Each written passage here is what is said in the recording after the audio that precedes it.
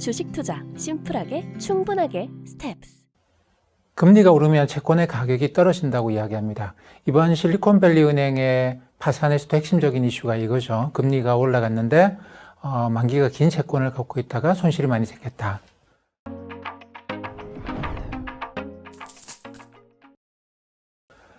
자, 근데 제가 지난주에 말씀드릴 때 요 문제는, 요 손실은 다르게 처리할 수 있는 방법이 있다고 말씀드렸는데, 그게 이제 제가 채권에 대한 설명을 좀 덜 드린 것 같아요. 오늘은 그래서 이 채권의 시가평가, 금리가 오르면 채권의 가격이 떨어진다.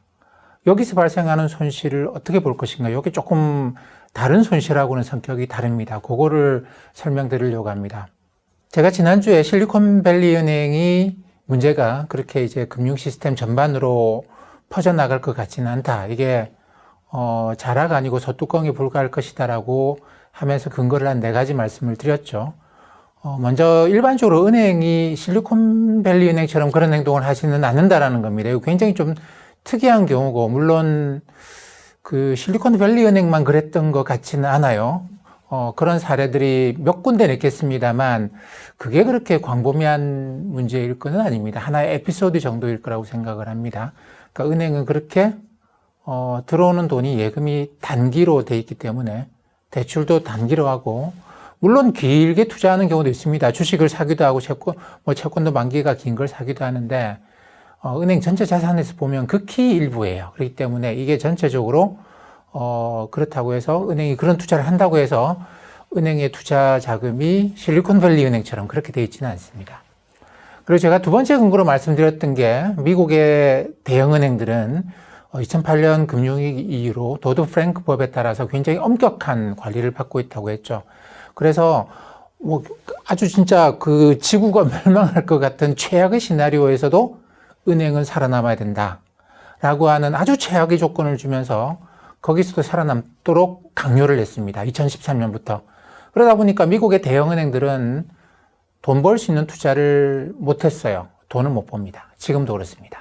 그래서 전 세계에서 가장 저평가되고 있는 주식이 은행주다, 미국의 은행주다, 이렇게 제가 말씀을 드렸죠. 그러면 다른 은행들은, 미국 그때도 논란이 많았습니다. 미국 대형 은행들을 이렇게 잡아놓으면 다른 나라 은행들이 마음대로 활개를 치지 않겠느냐. 그럼 걔들이 전 세계 금융을 장악하고 돈 많이 벌고 미국은, 은행들은 쇠퇴하지 않겠는가. 그런 반대 의견들이 굉장히 많았습니다. 그럼에도 불구하고 아주 가혹하게 그 스트레스 테스트를 하면서 미국 대형 은행들이 이 위험한 투자를 못하도록 만들어버린 것이죠. 자, 그러면 그 와중에 유럽의 은행들은 뻗어나갔느냐? 유럽도 당시에 금융위기, 여러 가지 금융위기를 겪으면서 유럽도 결국은 EU 차원에서 2018년부터, 미국이 2013년부터 했고, 유럽도 2018년부터 이 가혹한 워스트 케이스 시나리오를 주면서 대형 은행들이 위험한 투자를 못하도록 하고 있습니다.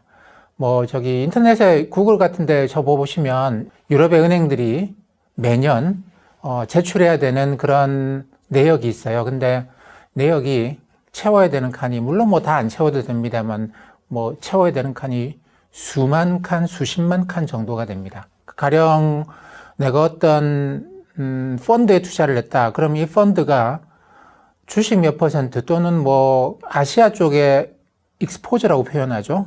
아시아에서 무슨 문제가 생기면 가령 아시아에 있는 기업에 투자한 게 몇 %, 유럽에 있는 기업에 투자한 게 몇 %, 이렇게 투자 하나 한 거 가지고 수백 개의 칸을 채워야 되는 이런 엑셀 파일을 줍니다.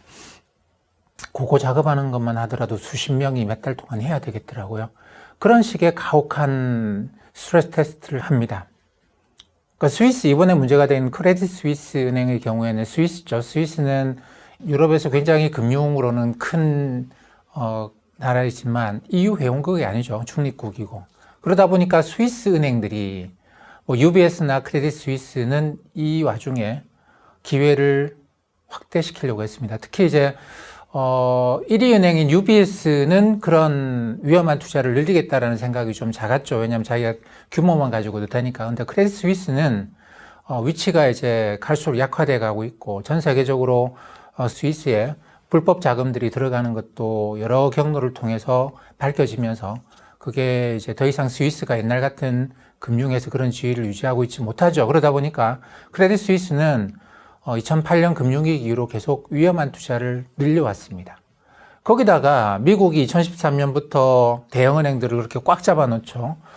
유럽도 EU 차원에서 2018년부터 그런 식으로 대형은행들을 꽉 잡아놓죠. 그러다 보니까 유럽 곳곳에 그런 투자 기회가 많이 생겼어요. 거기에 크레딧 스위스가 들어가는 것이죠. 근데 이게 우크라이나 전쟁이나 이런 걸 통해서 그쪽이 들어갔던 투자 지역에서 상당히 손실을 많이 본 것 같습니다. 그게 이번에 크레딧 스위스의 문제의 핵심인 것 같은데 어쨌든 요것도 그렇습니다. 크레딧 스위스 문제도 이게 시스템 전반으로 퍼져나갈 수 있는 성격의 것이 아니죠. 그죠? 미국이나 유럽의 대형은행들을 투자를 못하게 손발을 꽉꽉 묶어 놓다 보니까 그 빈틈을 들어가다 생긴 문제이기 때문에 요게 미국이나 유럽의 금융 시스템에 파괴적인 영향을 미칠 거라고는 생각할 수 없습니다. 역시 크레딧 스위스도 소뚜껑 정도가 아니겠는가라고 봅니다. 그리고 이제 세 번째 근거로 말씀드렸던 게 미국은행의 파산 절차. 굉장히 파산시키고 요걸 자산을 다른 은행에 매각하는 게 불과 하루 이틀 만에 끝나는 굉장히 좀 빠르게 이루어져요.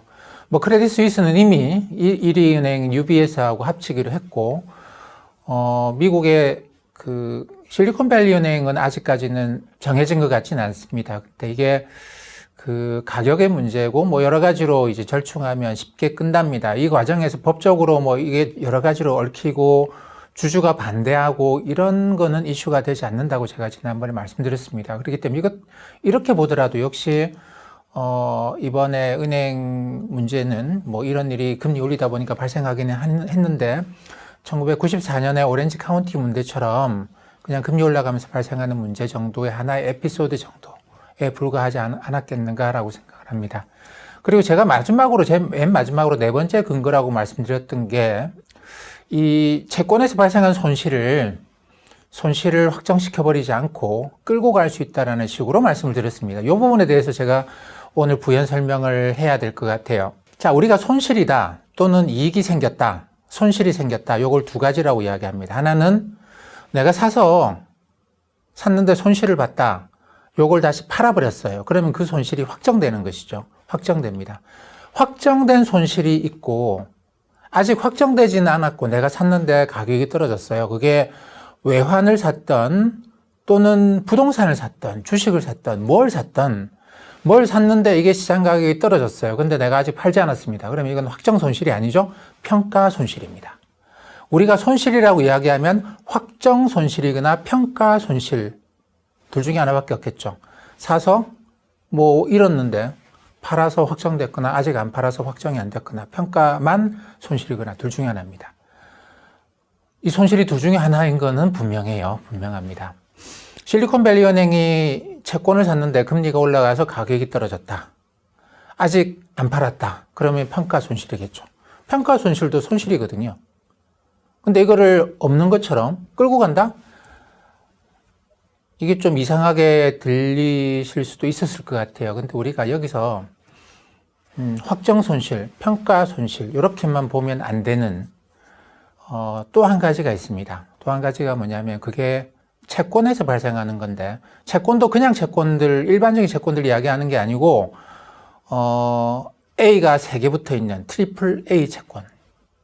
그러니까 트리플 A 신용 등급이 트리플 A, 뭐 더블 A 2개 붙어 있는 거, 싱글 A, 뭐 트리플 B, 더블 B, 싱글 B, 트리플 C 이렇게 내려가는데 더블 B 정도면 뭐 이미 거의 이거는 파산 뭐 부도 확률이 굉장히 높다고 봐야 되고 트리플 C는 이미 뭐 부도 상태다 이렇게 이야기를 합니다. 근데 트리플 A는 제일 높은 등급인 트리플 A는 이거는 웬만한 상황에서 뭐 경기 침체가 오고 뭐 하더라도 원리금을 원금과 이자를 주는 데는 문제없다.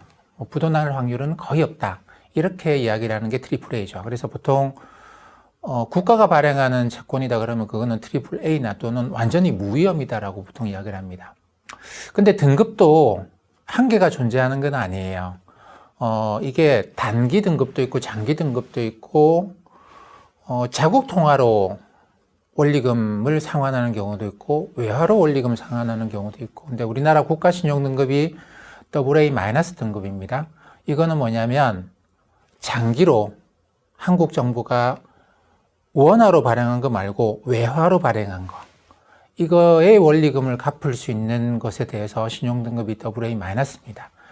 근데 한국 정부가 한국 원화로 원리금을 갚겠다고 한 거는, 이거는 절대로 부도가 날 수가 없습니다. 한국 정부가 빚이 너무 많고 그래도 그냥 원리금 갚을 때 돈 찍어서 주면 되잖아요. 빚이 아무리 많고 갚을 능력이 없고 라고 하더라도 그냥 돈 찍어서 주면 되는 거거든요. 그러니까 한국 정부가 한국 원화로 발행한 채권에 대해서 부도 낼 확률은 그거는 진짜 제로입니다. 완전히 제로라고 봐야 되겠죠. 거기다가 이미 의회의 동의를 받고 이미 국채를 발행한 거거든요. 그렇기 때문에 뭐 의회가 이미 갚겠다고 약속을 한 거잖아요. 국회가 매년 예산을 국회가 심의해서 표결해서 통과시켰기 때문에 국민들이 약속한 겁니다. 그렇기 때문에 이거는 부도 낼 확률이 진짜 완전히 제로라고 봐야 돼요. 근데 이제 한국 정부가 달러로 갚겠다고, 달러로 이자와 원금을 갚겠다고 한 거는, 한국에 달러가 없으면 1997년 같은 외환위기가 생기면 달러를 구하지 못해서, 한국 원화를 아무리 많이 찍어도 달러를 구하지 못해서 부도를 낼 수가 있겠죠. 그렇기 때문에 외화에 대한 신용등급은 따로 있습니다. 미국의 경우에는 이게 미국 국채가 달러화에 대해서도 자국통화인데 달러화에 대해서도 AAA로 주는 평가 회사도 있고 AA로 주는 평가 회사도 있습니다. 왜냐하면 미국은 조금 다른데, 미국도 마찬가지예요. 매년 의회가 표결을 내서 이 예산을 통과시키고 그거에 따라 가지고 정부가 지출을 합니다. 근데 미국 의회에는 또 한 가지가 더 있어요. 이걸로 해서 완전히 다 정부가 발행하는 국채는 다 국민들이 갚아주겠다는 아닙니다.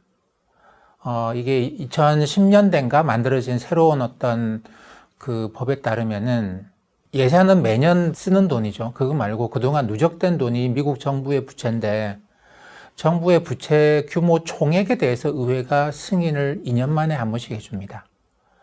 뭐 그 전에 아무리 이제 의회가 예산을 통과시켜서 정부가 썼다고 하더라도 그렇게 쓰면서 부채가 의회가 설정해둔 부채 한도를 넘어서면 요거는 의회가 갚아주지 않을 수 있어요. 그때 요거는 부도가 발생할 수 있습니다. 자, 올해 이제 뭐 옐렌 재무장관도 이미 그런 이야기를 하죠. 미국 정부가 이러다가 부도 날 수도 있다라는 이야기를 이미 하고 있는데, 2년 만에 한 번씩 선거가 있는 해에는 요걸 안 하기로 했고, 선거가 없는 해, 올해 미국에 선거가 없죠. 선거가 없는 해에 의회가 요 부채 한도, 미국 정부가 이미 한도를 넘어서 쓰고 있거든요. 요걸 부도 내버릴까 말까에 대해서 의회가 열심히 싸울 겁니다. 올해 여름에 가면 굉장히 열심히 싸우게 될 거예요. 이게 부채 한도 협상이라고 하는 건데, 요만큼의 요게 부도가 날 수 있다라고 해서 S&P, 글로벌 신용평가에서는 S&P는 미국의 국가 등급을, 달러화에 대한 국가 등급을 AA로 평가를 합니다. AAA가 아니고. 그래서 요거는 조금 다르긴 한데, 자, 그 차이 조금을 그냥 없다고 생각을 하고 보죠. 그러면 미국 정부가 발행한 국채에 대해서는 달러화로는 부도가 나지 않습니다. 이 경우에는 일반적인 평가 손실에서 좀 달라요. 우리가 평가 손실이다. 내가 이제 달러를 샀는데, 뭐 지금 내가 1,400원 환율에서 1,400원에 달러를 샀는데 지금 환율이 1,300원이다. 그러면 내가 지금 평가 손실을 입고 있죠. 안 팔고 있으면. 뭐 부동산을 샀는데 부동산 가격이 떨어졌다. 평가 손실을 입고 있습니다. 주식도 마찬가지고 채권도 마찬가지예요. 채권도 금리가 올라가면 가격이 떨어진다고 하니까 손실을 보고 있긴 합니다. 근데 다른 모든 종류의 평가 손실과 다른 이 국채의 평가 손실이 다른 건 뭐냐면, 이거는 시간이 지나면 무조건 손실이 사라집니다. 시간이 지나면 이익도 무조건 사라지고 손실도 무조건 사라집니다. 평가이익도 평가손실도. 근데 다른 평가이익이나 평가손실은 내가 1,400원에 달러를 샀는데 환율이 영원히 1,400원까지 안 올라갈 수 있잖아요. 1,300원에서 1,200원 하다가 영원히 안 올라갈 수 있습니다. 그러면 지금 입고 있는 평가손실이 시간이 아무리 지난다고 해서 그 손실이 사라지지 않을 수 있어요. 부동산도 그렇습니다. 주식도 그렇죠. 가격이 올라간다라는 보장은 절대 없습니다. 그 어디에도 없습니다. 시간이 지난다고 해서.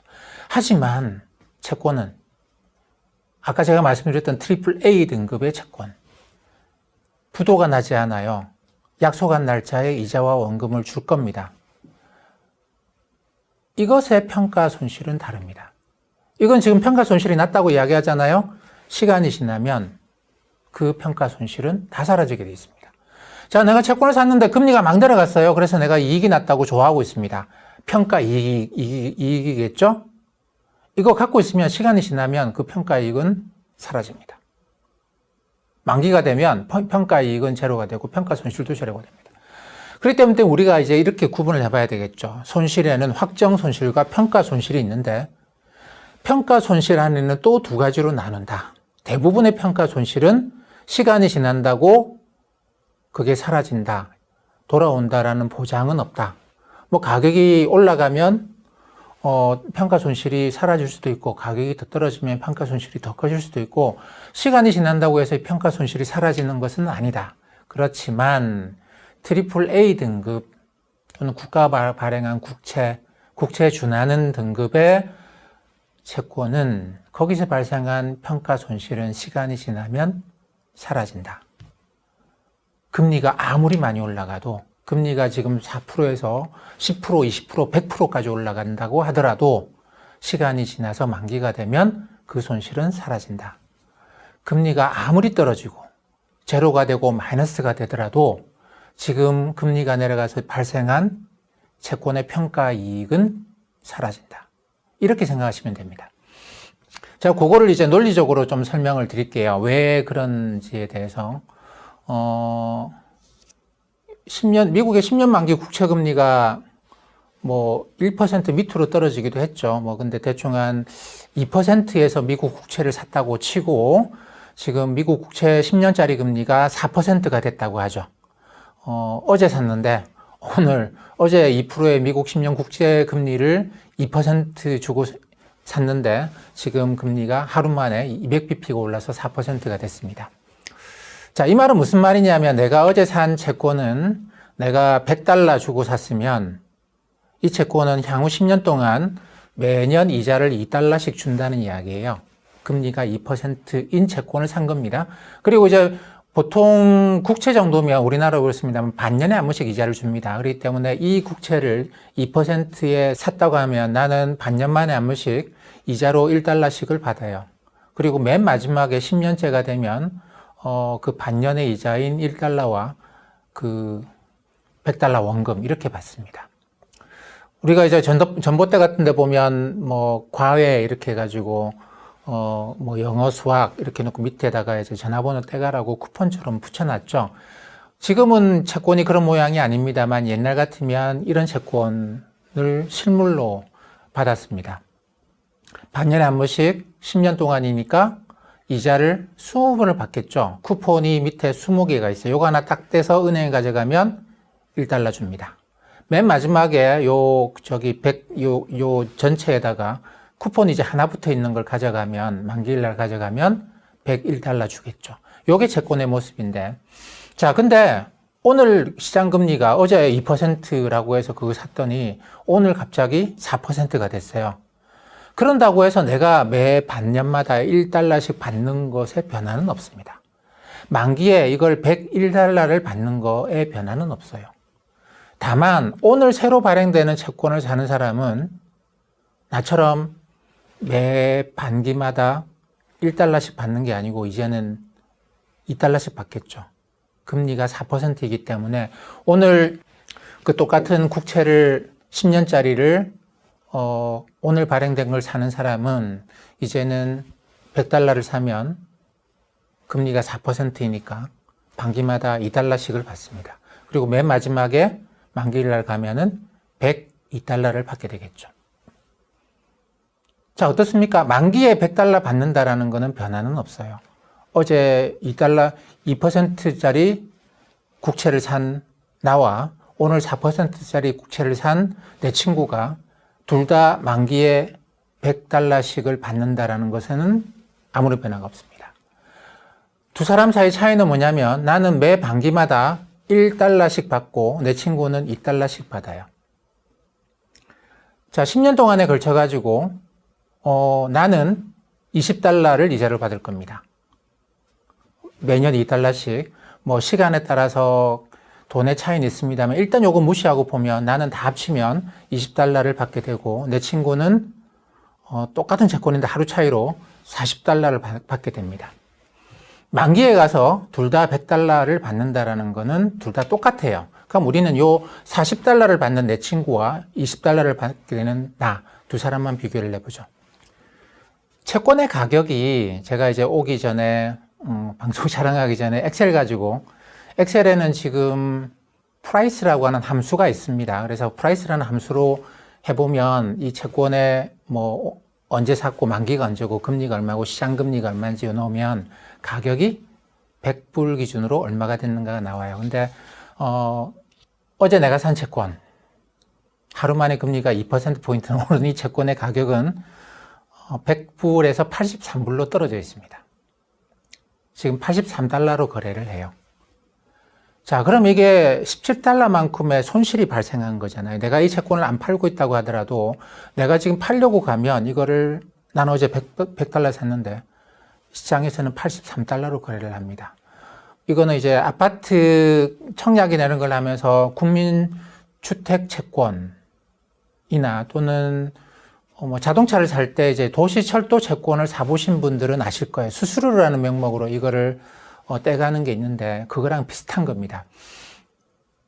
나는 2%의 채권을 샀는데 지금 시장금리가 4%가 돼서 만기가 10년이나 남아있는 채권은 이 금리가 2%포인트 올라가니까 시장금리가 2%포인트 올라가니까 가격이 17% 하락했다고 해요.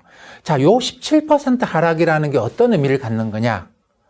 17% 채권의 가격이 떨어졌다고 해도 만기에 100달러씩 받는 거에는 변화가 없습니다. 이 두 사람의 차이는 제가 분명하게 말씀드렸죠. 나는 10년 동안 이자를 20달러를 받고 내 친구는 10년 동안 이자를 40달러로 받는 요 20달러 이자의 차이입니다. 요 이자의 차이가 20달러가 나 되죠. 근데 요 20달러라고 하는 게 오늘 당장 20달러가 아니잖아요. 미래의 값이잖아요. 그렇기 때문에 20달러가 현재 20달러는 아닙니다. 그게 현재 17달러라는 거예요. 그게 채권의 가격이 17% 하락했다라는 것의 의미입니다. 어제 산 나는 이자를 조금밖에 못 받고 오늘 산 내 친구는 이자를 많이 받게 되는데 그 이자의 차이를 지금 정산을 하게 되면 17달러다라는 이야기입니다. 그게 어제 내가 산 채권의 가격 100달러짜리가 오늘 83달러가 됐다라고 하는 것의 의미입니다.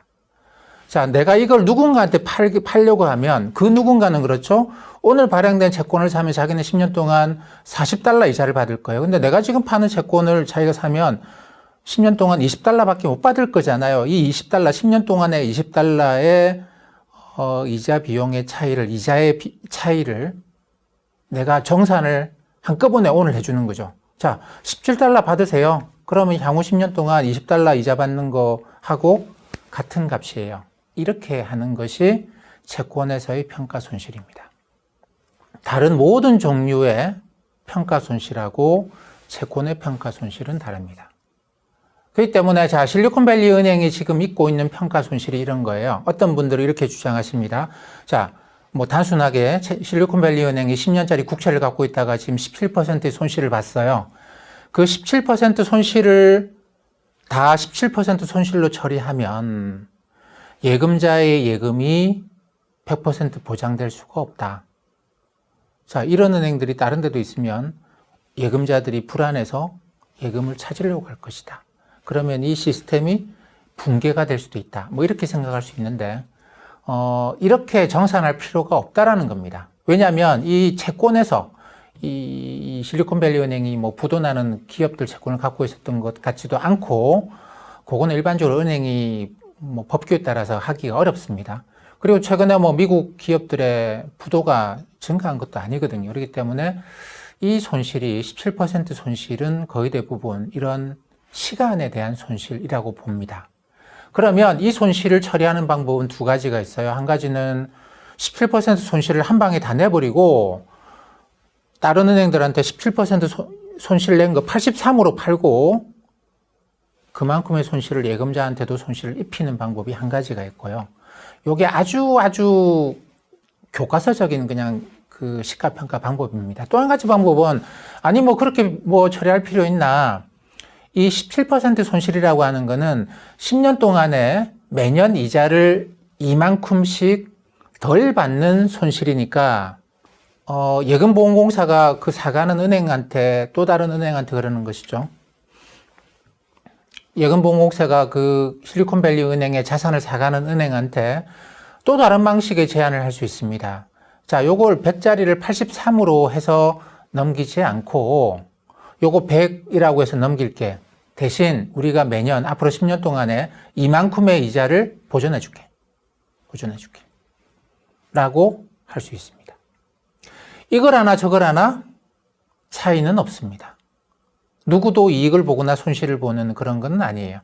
왜냐하면 요거는 AAA 등급의 채권이기 때문에 원리금 상환에 전혀 문제가 없는 그런 채권이기 때문에 손실, 평가 손실이라는 것은 시간의 손실일 뿐이기 때문에 그 시간에 대해서 보상을 해주면 똑같다라는 겁니다.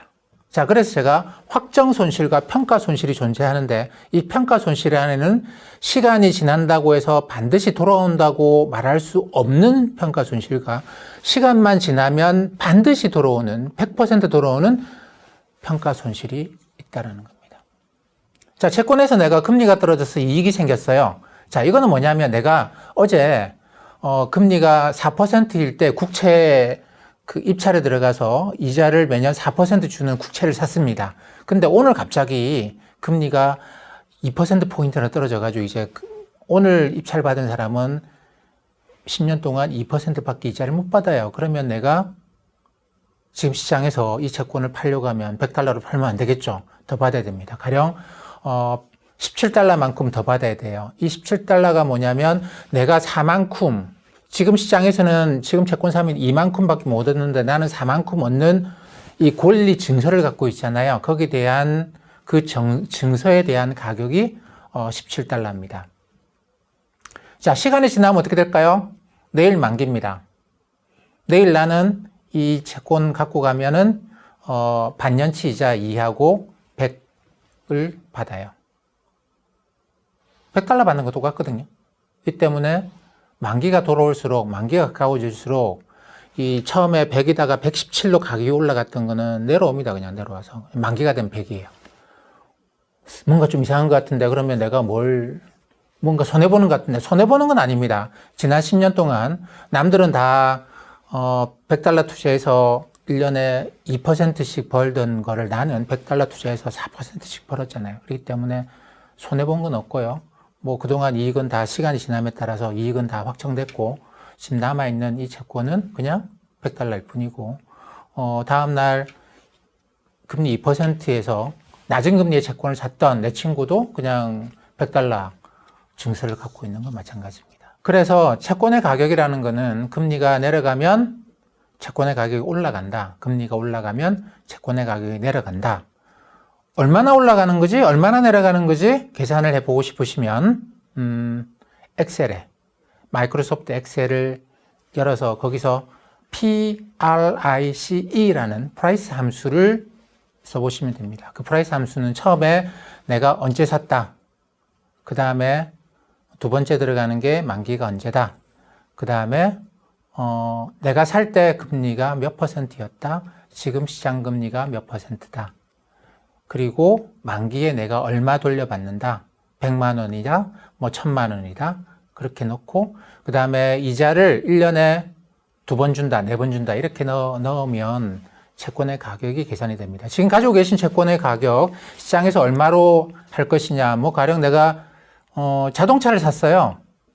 근데 뭐 대도시에서는 그러면 공채라는 걸 받게 돼 있죠. 근데 공채의 금리가 지금 시장 금리보다 낮습니다. 그러면 은행에 가서 이걸 바꾸려고 그러면 뭐 수수료라고 공채 수수료라고 일반적으로 이야기하죠. 근데 그게 수수료가 아니고 금리 낮은 채권을 내가 산 거예요. 시장 금리는 높은데 그만큼 채권 가격을 할인시키는 겁니다. 가령 내가 이제 아파트 청약 받으면서 국민주택 채권을 받았다. 그거를 할인해서 사는 은행들이 있거든요. 그 은행에 가서 파는데 가기 전에 내가 가격을 한번 계산해 보고 싶어요. 요게 지금 은행에 가면 얼마라고 이야기할까?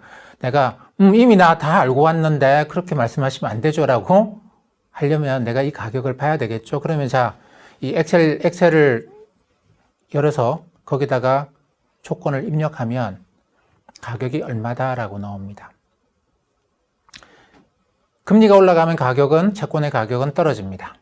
실리콘밸리 은행이 겪고 있는 손실도 마찬가지죠. 하지만 그 평가 손실은 다른 평가 손실하고 달리 시간에 따라서 발생하는, 시간이 지나면 사라지는 손실이기 때문에 이걸 굳이 손실을 지금 당장 다 시켜버리고 예금자가 손해를 보고 또는 예금자 손해 안 보게 하기 위해서 국가가 국민의 세금을 집어넣고 이런 걸 하지 않아도 되는 그런 평가 손실이다. 이거는 원리금의 변동이 전혀 없는 그런 트리플 A 등급, 국가 신용 등급에 해당하는 무위험 채권에 해당하는 그런 채권에서는 이렇게 처리할 수 있다는 겁니다.